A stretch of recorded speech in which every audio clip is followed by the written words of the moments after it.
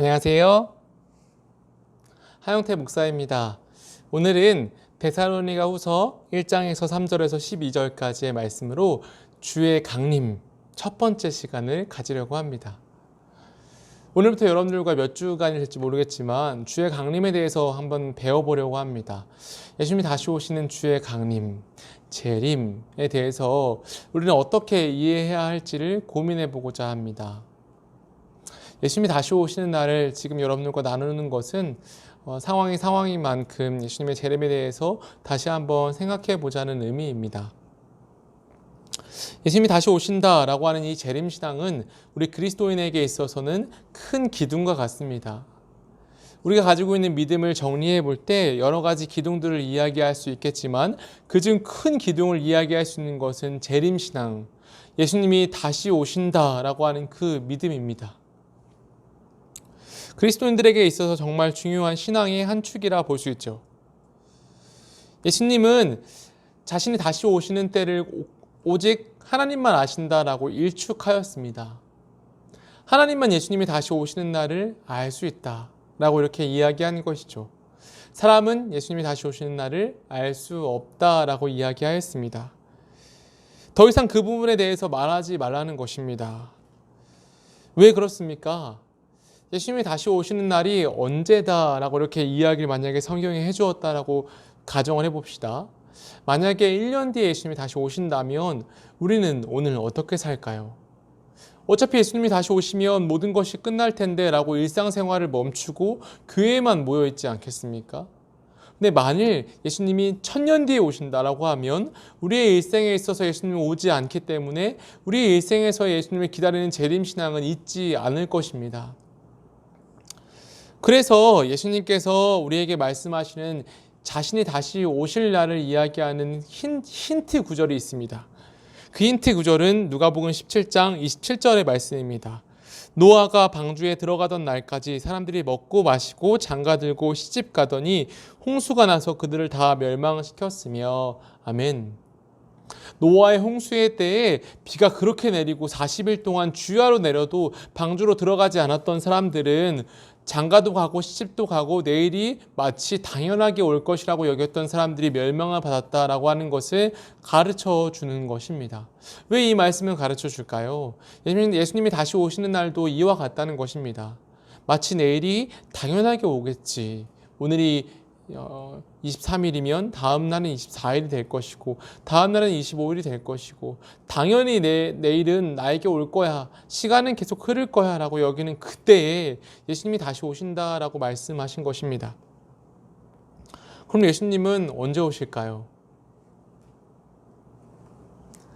여러분 내일은 올까요? 우리는 모두 생각하죠. 내일은 당연히 올 거야. 지금이 예수님이 다시 오실 만한 때입니다. 지금이 예수님이 오시기에 적당한 때입니다. 그러므로 깨어있으라 라고 말씀하시는 그 예수님의 말씀이 이루어지는 때입니다. 예수님이 지금 언제 오셔도 이상하지 않을 때가 바로 지금의 때란 말입니다.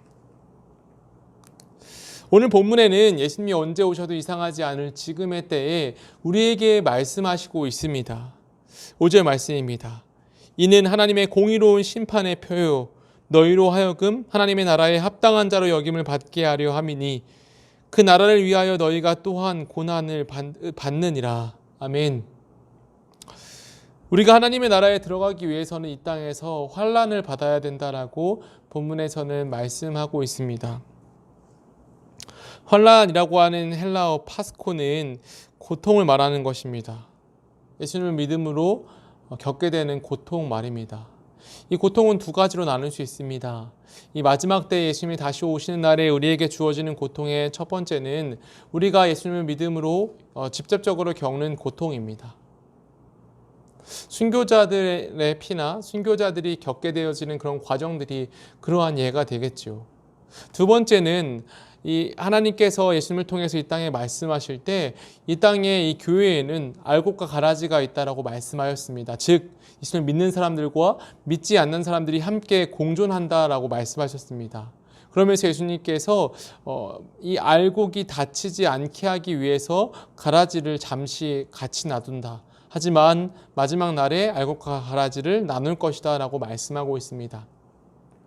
두 번째, 그리스도인이 겪게 되어지는 고난은 두 번째로는 우리 알곡, 그러니까 진짜 믿음을 가지고 있는 사람들이 가짜 믿음을 가지고 교회에 온 사람들로 인한 그런 고난들입니다.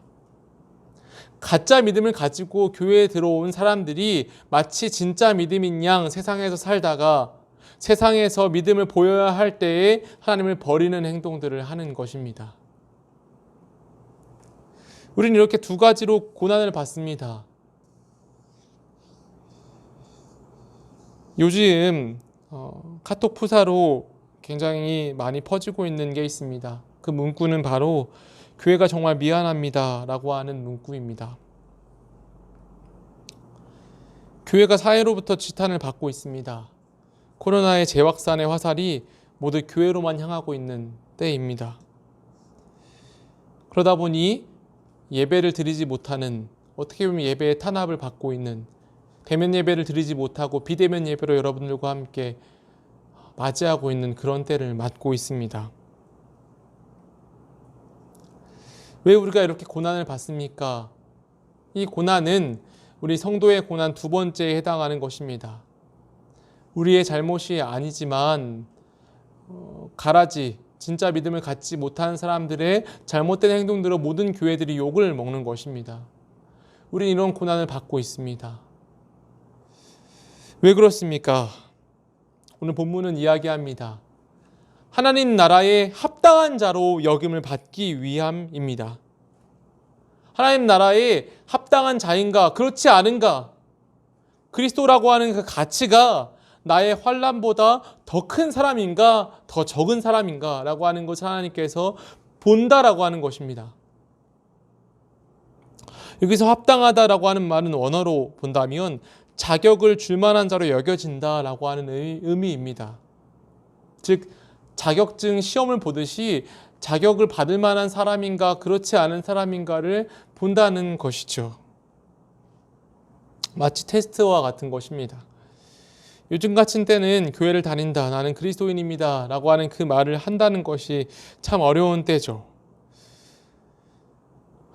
그러나 이 모든 과정들은 하나님 나라에 들어갈 만한 자격을 가지고 있는 자인가 그렇지 않은가 라고 하는 것을 보는 하나님의 테스트와 같은 것이란 말입니다. 정말 천국 백성인지, 정말 하늘에 소망을 둔 사람인지, 정말 하늘에 시민권을 둔 사람인지, 하나님은 우리를 보기 원하십니다. 우리의 믿음을 알고 싶어 하십니다. 저와 여러분은 진정 그리스도인입니까? 예수님을 믿는 사람입니까? 천국에 갈 만한 믿음을 가지고 있는 자입니까? 그렇다면 지금의 이 환난을 잘 견뎌내시길 바랍니다. 내가 그런 것도 아니라 억울하고 힘들지만 그럼에도 불구하고 이 믿음을 가지고 있음으로 인한 고난을 기쁘게 여기시길 바랍니다.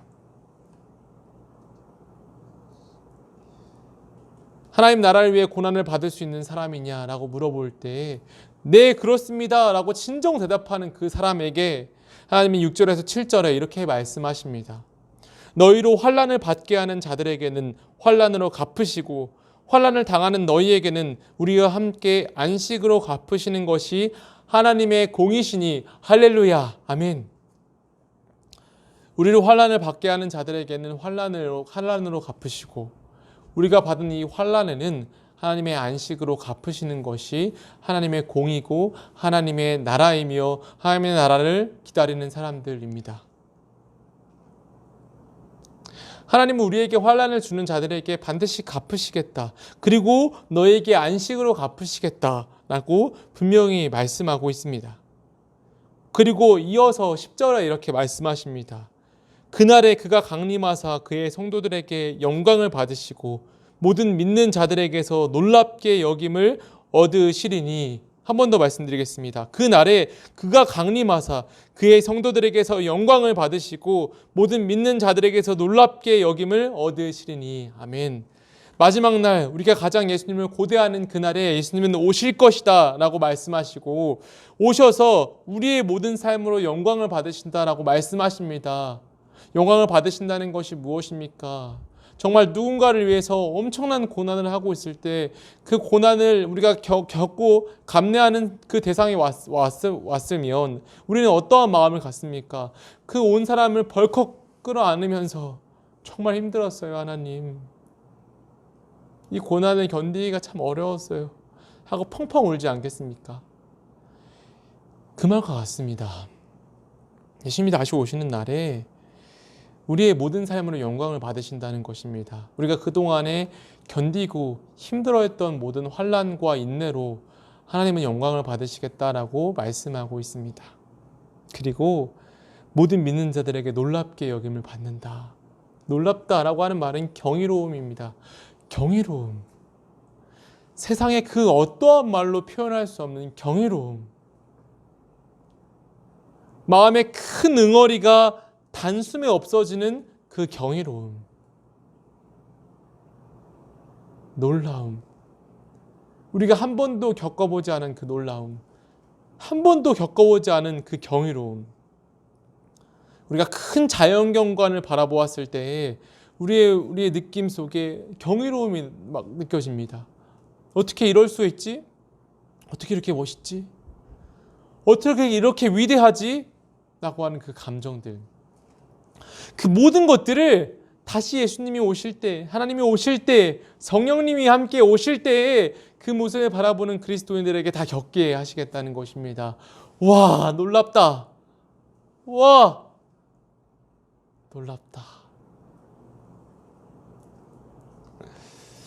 지금의 환난은 주의 강림을 보기 위함입니다.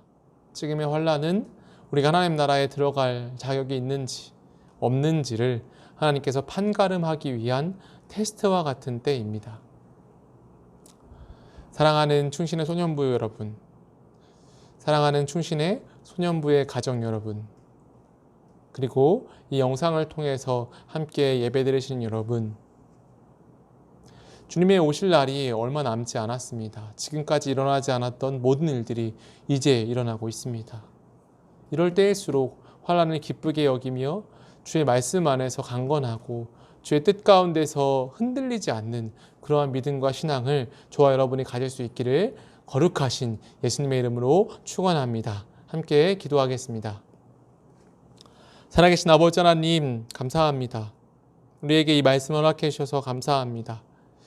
이 말씀이 우리의 삶의 뿌리요, 이 말씀이 우리의 삶의 기둥이 되게 주님 역사하여 주시옵소서. 이 말씀을 통하여서 주와 함께 동행하게 하여 주시고, 이 말씀이 우리의 삶을 움직이게 하여 주시고, 주를 기다리고 주님을 온전히 바라보는 그 시야와 재림에 대한 그 기대가 우리의 신앙 가운데 끊이지 아니할 수 있도록 주님 도와주시고, 주님의 재림을 잊지 않게 하여 주시고, 언제나 주께서 오실 날을 고대하는 믿음을 가질 수 있도록 주여 붙잡아 주시옵소서. 감사합니다. 예수 그리스도의 이름으로 감사하며 기도합니다. 아멘.